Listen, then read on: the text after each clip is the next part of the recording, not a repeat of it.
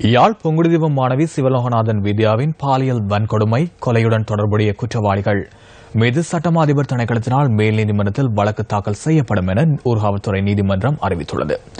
வித்யா கொலை தொடர்பில் 12 சந்தேக நபர்கள் இதுவரை கைது செய்யப்பட்டு வழக்கு விசாரணைகள் ஊர்காவல்துறை நீதவான் நீதிமன்றத்தில் இடம்பெற்று வருகின்றன.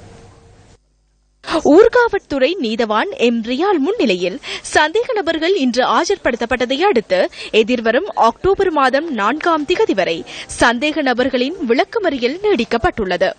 இதன்போது இதுவரை இடம்பெற்று வந்துள்ள வழக்கு விசாரணைகளின் மூலம் குற்றவாளிகள் அடையாளம் காணப்பட்டுள்ளனரா என வித்யா தரப்பு சார்பாக நீதிமன்றத்தில் ஆஜராகியிருந்த சட்டத்தரணிகள் வினவினர். இந்த வழக்கின் விசாரணை அறிக்கைகள் குற்ற புலனாய்வு பிரிவினரால் சட்டமா அதிபர் திணைக்களத்திற்கு அனுப்பி வைக்கப்பட்டுள்ளதாகவும் அது தொடர்பான மேலதிக நடவடிக்கைகளை சட்டமா அதிபர் திணைக்களமே மேற்கொள்ளும் என்றும் நீதவான் பதிலளித்தார்.